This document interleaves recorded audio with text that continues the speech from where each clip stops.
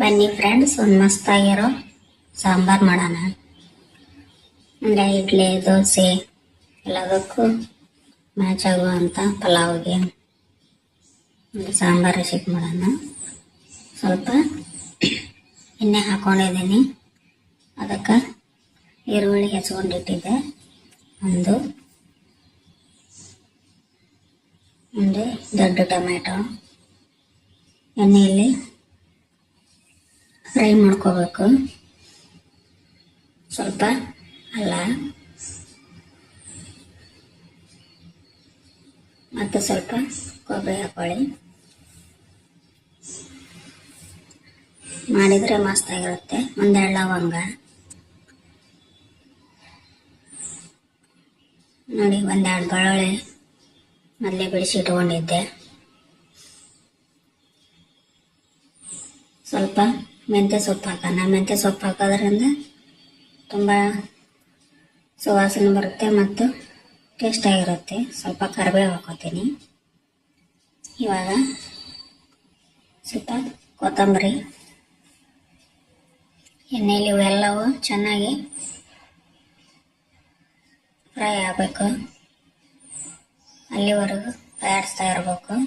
ನೋಡಿ, ಈ ಥರ ನೀವು ಪಲಾವ್ ಜೊತೆ ಕೂಡ ಹಾಕೋಬೋದು, ಅನ್ನದ ಜೊತೆಗೆ ಎಲ್ಲದಕ್ಕೂ ಮ್ಯಾಚ್ ಆಗುತ್ತೆ.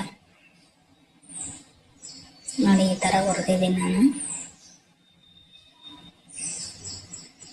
ಮಸ್ತಾಗೈತೆ ನೋಡಿ. ಇದು ಸ್ವಲ್ಪ ತಣ್ಣಗಾಗಲಿ. ತಣ್ಣಗಾದ ನಂತರ ಒಂದು ಮಿಕ್ಸಿ ಜಾರಿಗೆ ಹಾಕೋತೀನಿ. ಇದನ್ನು ನುಣ್ಣಗೆ ಪೇಸ್ಟ್ ಮಾಡ್ಕೋಬೇಕು. ಮಾಡಿಕೊಂಡು ನೋಡಿ, ಮಸ್ತ್ ಕಲರ್ ಬರ್ತೈತಿ. ಮಿಕ್ಸಿ ಹಾಕ್ತೀನಿ ನೋಡಿ. ಇವಾಗ ಒಂದು ಬಾಣಲೆ ಇಟ್ಟು ಅದಕ್ಕೆ ಸ್ವಲ್ಪ ಎಣ್ಣೆ ಹಾಕಿ ಜೀರಿಗೆ ಅಷ್ಟ ಹಾಕೊಳ್ಳೋಣ. ಸಾಸಿವೆ ಬೇಡ. ಸ್ವಲ್ಪ ಕರಿಬೇವು,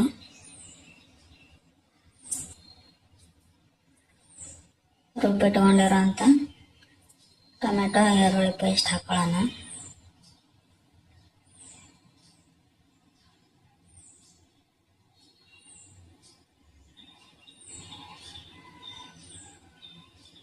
ನೋಡಿ, ಎಣ್ಣೆಯಲ್ಲಿ ಈ ಥರನೇ ಹಾಕಬೇಕು. ಅದು ಎಣ್ಣೆ ಬಿಟ್ಕೊಳ್ಳೋವರೆಗೂ ಚೆನ್ನಾಗಿ ಕಾಡಿಸ್ಬೇಕು.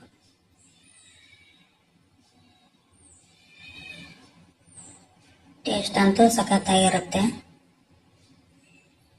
ನೋಡಿ, ಈಗ ಎಷ್ಟು ಚೆನ್ನಾಗಿ ಕುದೀತಿದೆ.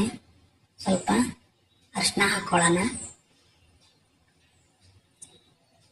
ಸ್ವಲ್ಪ ಮಸಾಲೆ ಪುಡಿ, ಗರಂ ಮಸಾಲೆ ಹಾಕ್ಕೊಳ್ಳೋಣ.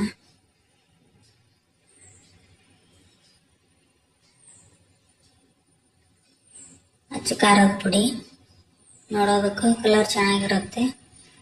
ಟೇಸ್ಟ್ ಅಂತೂ ಮಸ್ತಾಗಿರುತ್ತೆ. ಸ್ವಲ್ಪ ಉಪ್ಪು ಹಾಕೊಳ್ಳೋಣ, ರುಚಿಗೆ ತಕ್ಕಷ್ಟು. ಇವಾಗ ನೋಡಿ, ಎಣ್ಣೆ ಸಣ್ಣಗೆ ಬಿಟ್ಕೋತಾ ಇದೆ. ಸ್ವಲ್ಪ ಟೊಮೆಟೊನ ಹಾಕಿರೋದ್ರಿಂದ ಹುಳಿ ಆಗುತ್ತೆ. ಸ್ವಲ್ಪ ಬೆಲ್ಲ ಹಾಕೊಳ್ಳೋಣ. ಚೆನ್ನಾಗಿ ಕೈ ಆಡಿಸ್ತೀನಿ ನೋಡಿ. ಇವಾಗ ಸ್ವಲ್ಪ ನೀರು ಹಾಕೋಬೇಕು, ಅಂದ್ರೆ ಚೆನ್ನಾಗಿ ಬಂದಿದೆ.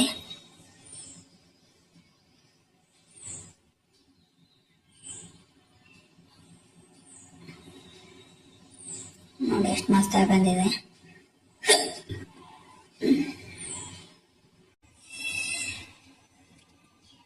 ನೀವೆಲ್ಲದಕ್ಕೂ ಮ್ಯಾಚ್ ಮಾಡ್ಕೋಬೋದು. ಈ ಸಾಂಬಾರು ಮಸ್ತ್ ಟೇಸ್ಟ್ ಆಗಿರುತ್ತೆ. ಮಸಾಲೆ ಕಡಿಮೆ ತಿನ್ನೋರು ಈ ಥರ ಸಾಂಬಾರು ಮಾಡ್ಕೋಬೋದು. ಇಡ್ಲಿ ದೋಸೆ ಗಡ್ಡೆಗೆ ಸ್ವಲ್ಪ ಹಿಂಗೆ ಹಾಕಿದ್ದೀನಿ ನೋಡಿ. ಒಂದು ಚಿಟಿಕೆ ಅಷ್ಟೇ ಸಾಕು ಹಿಂಗು. ಇನ್ನು ಸ್ವಲ್ಪ ನೀರು ಹಾಕೊಂಡು, ಭಾಳ ಗಟ್ಟಿಯಾಗಿದೆ, ಸ್ವಲ್ಪ ತಿರುವಾಗಿ ಮಾಡ್ಕೊಳ್ಳೋಣ. ನೋಡಿ, ಈ ಕಂಡಷ್ಟು ಸಾಕು. ಚೆನ್ನಾಗಿ ಕುದೀತಾ ಇದೆ ನೋಡಿ. ಕುದ್ದು ಎಣ್ಣೆ ಬಿಡುತ್ತದ ನೋಡಿ. ಎಣ್ಣೆ ಬಿಟ್ಕೊಂಡಿದೆ. ಇವಾಗ ಒಂದು ಒಲೆಗೆ ಸರ್ವ್ ಮಾಡೋಣ. ನೋಡಿ, ಕಲರ್ ಎಷ್ಟು ಚೆನ್ನಾಗಿ ಬಂದಿದೆ. ಟೇಸ್ಟ್ ಅಂತೂ ಮಸ್ತಾಗಿರುತ್ತೆ. ಅಲಂಕಾರಕ್ಕೆ ಸ್ವಲ್ಪ ಕರಿಬೇವು, ಕೊತ್ತಂಬರಿ ಹಾಕೊಳ್ಳೋಣ. ನೀವು ಮನೆಯಲ್ಲಿ ಮಾಡಿ ಫ್ರೆಂಡ್ಸ್.